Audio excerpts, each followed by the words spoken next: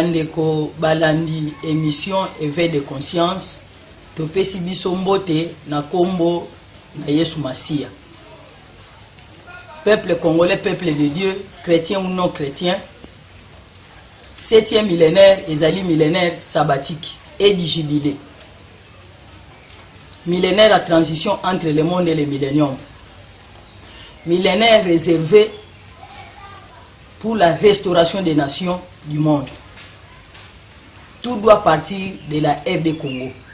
Bien aimé, lelo toyeko présenter biso Nzambe oyo apesi message prophétique, plan du salut de Dieu pour la RDC. Autrement dit, plan du salut de Dieu pour la renaissance du Congo. Nzambe oyo asala mokili na biloko nyonso, yende mokonzi ya likolo na se. Avant dakate na ndako bato batongi, azalaka na posa te bato basalela ye to bamemela ye eloko ata ya ndenge nini. Pamba te yenda pesa kana bato nyonso pema bomo ipe biloko nyonso. Asala ki ete bato ya bikolo nyonso babotama na nzela ya mutu moko pe batondisa mokili mobimba. Akabola mbula basanja pe mikolo pe atia bandelo ya bisika bato bakoki kovanda. Asala ki bongo po ete bato ya bikolo nyonso baluka ka ndenge bakufi miso baluka ka bisika kosimba. Aza musika na yo te, aza musika na ngai te. Pamba te yenda sali ete na tongo oyo yo na ngai to lamuka. Azongiseli biso pema na bomo, apesi biso makasi to lamuki poto landa émission éveil de conscience. Acte 17 24 à 28. Nzambe oyo kombo na ye je suis to éternel des armées, seul azali éternel. Bazami balete bazami satute. Deutéronome 6 verset 4. Tango yonanga par exemple tolobaka je suis pressé, je suis malade, je suis au marché, c'est parce que touta na Nzambe oyo kombo na ye je suis. Akela biso na elilingi na ye pe na lolenge na ye. L'ancien des jours avant mikolo ezala ya zalaki. Il n'a ni commencement de jour ni fin de vie, mais il est le commencement et la fin de toutes les choses. Azanga tata, azanga mama, azanga ba grands-parents. Moto moko ta kela ye moko amikela. Azali en dehors ya tango, pe azali en dehors ya création na ye. Mais ati moto kati na tango ya kobotama, ya kobala, pe ya kokufa. Nzambe oyo aza non seulement Nzamba ba juif, mais aussi Nzambe ya biso ba non juif. Bako sa biso te que chaque race azalaka na Nzambe na spécial, to azalaka na sauveur na spécial. Il n'y a pas un Dieu spécial ou un sauveur spécial pour chaque race. Nzambe oyo babengi le Dieu de toutes les races, de toutes les nations, de tout peuple, de toutes les tribus, de toutes les langues. Nzambe oyo pona batu nanu bandimeli Yesu Masia te mokonzi pe mobikisa bomo ina bango avandi na lola. Et pas wape ba 4 être wape ba 24 veillards bazali koyemba Saint Saint Saint est l'Éternel des armées. Isaïe 6 verset 3. Pona batu bandimeli Yesu mokonzi pe mobikisi na bango Nzambe oyo atiki lola avandi na bomo ina bango nzoto na bango ekoma tempelo ya Nzambe ekoma ndako ya Nzambe.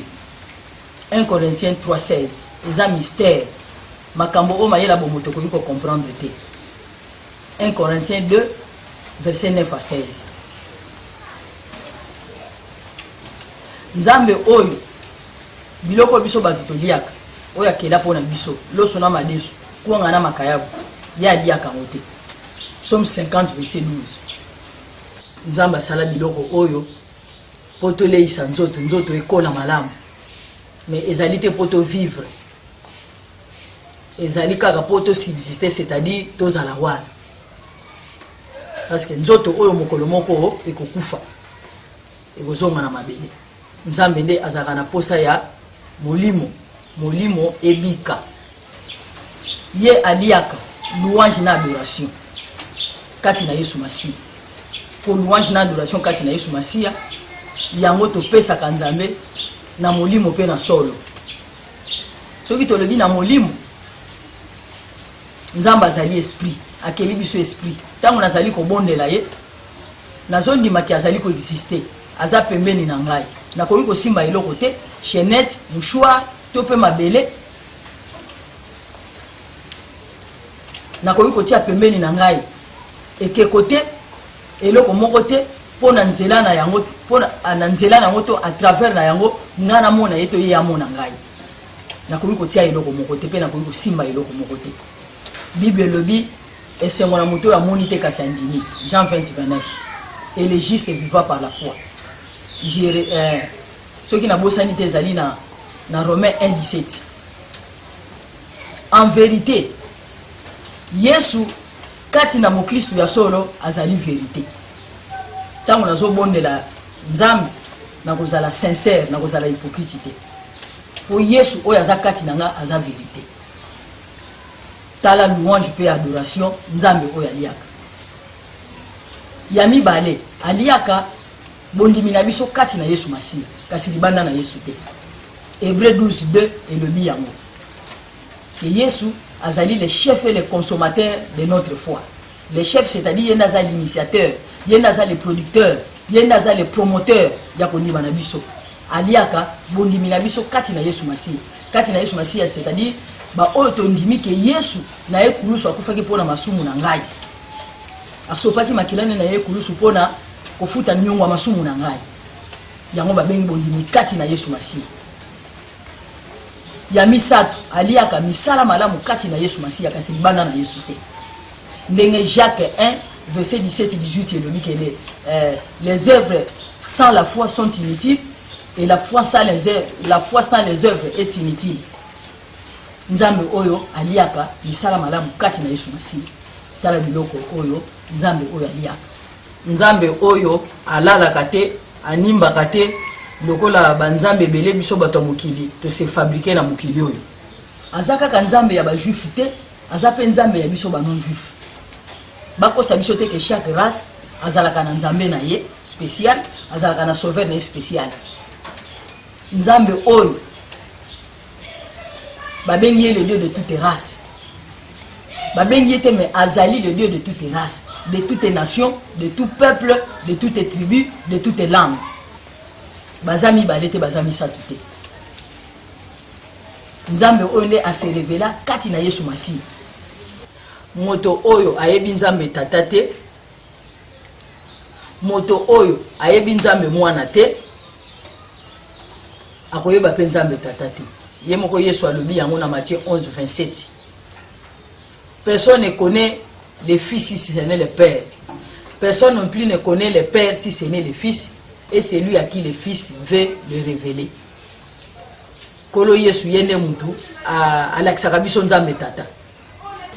Yesu azali le seul envoyé spécial pour le salut de l'humanité, particulièrement ba oyo ba se confier na ye. Yesu oyo yende tosalela. Nakoki kozala pasteur, nakoki kozala prophète. Nazo sala extension ya ministère à Yesu. Yesu nde kolo héritage. Yesu nde kolo idéologie. Luc 4 verset 18-19. Yesu oyo yenda futa nyonga masumu ya yo na ngai. Eza na bato ebele bandimelaka Yesu te. Balobi Yesu aza pona bamindele. Bamisusu balobi Yesu aza nzambe te. Bamisusu balobaka Bible eza pona mindele. Donc ebele balingi kondimela Yesu te, balingi kondimela Bible te. Mais quand même ceux qui batali likolo na mabele ba mitali bazondi croire quand même que il y a un Dieu qui existe. Bazondi make eza na nzambe oyo azali ko exister. Bazondi mela nzambe. Mais kondima vaguement boye existence en nzambe ebiki sakate. Yesu nde muta régla problème ya lisumu ya mokili mobimba. Na makila na yo asopaki na ekulusu na ngomba na boboto. Bato bandimelaka Yesu te. Bako régler problème ya masumu na bango ndenge nini? Comment? Ya lobi na Jean 14:6, je suis le chemin, la vérité et la vie. Personne ne peut aller au Père autrement que par moi. Mon côté a komona nzambe tata soka leki na Yesu te. Bato bandimelaka Yesu te.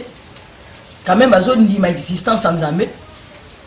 kondima na bango eza inutile pe stérile et ko bota mbuma te bongo ya seko bako vivre yango te bokonzi ya nzambe bako kota yango te nzambe bako mona ye te Yesu yende azali le seul médiateur entre nzambe na biso bato, c'est-à-dire le seul intermédiaire entre nzambe na biso bato.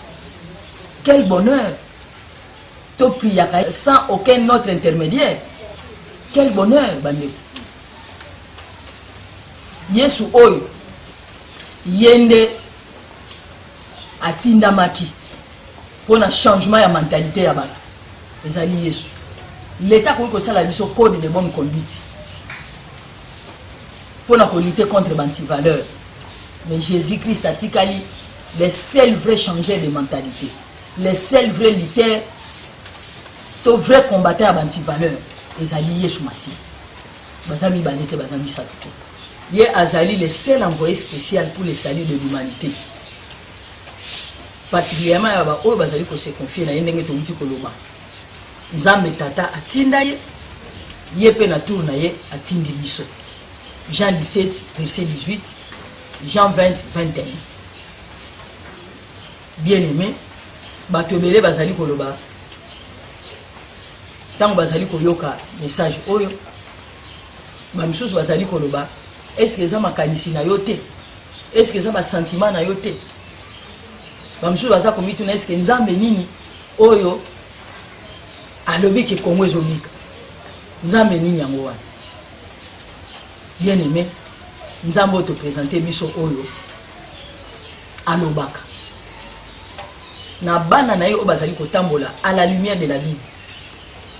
Lampe prophétique to parole prophétique na kati na bango. Nzambe oyo a pesi vision oyo azana ngopona mokili a dévoiler plan oyo azana avantage na ye. Pe ndenge nini makambo ya mokili e bandiko kenda na suka. Bien aimé, toyebake nzambe a pesi message oyo aza le seul et l'unique vrai Dieu, le Dieu de la Bible, le Dieu des chrétiens. Yende apesi message oyo alobi ete ntango ekoki mpona lobiko ya mboka oyo nzambe alobi message oyo to sango oyo bolimbisi moto akoya na sango oyo eza contraire na sango oyo mpona lobiko ya RD Congo alakelama mabe. Galates 1 8 à 9. Lobiko ya RD Congo ekoya na nzela mosusu te mpe nzambe mosusu te akopesa lobiko na mboka oyo. Banzambe ya mokili oyo, banzamba bikeko, banzamba moniato, bazana misu bamonaka te, bazana matoyi bayokaka te, bazana monoko balobaka te. Kasi le Dieu de la Bible, le Dieu des chrétiens, aza nzambo azana misu amonaka. Étant esprit, azana misu ya molimo, azana matoyi ya molimo, azana maboko ya molimo asalaka, azana makolo ya molimo atambolaka. Nzambo ya yokaka, nzambo ya lobaka. Yende oyo apesi message oyo plan du salut de Dieu pour la RDC. Ton plan du salut de Dieu pour la renaissance du Congo. Bien aimé tika ete nzambe oyo azali seko na seko kombo na ye epambola ma d'éternité en éternité na kombo na Yesu Masiya. Amen.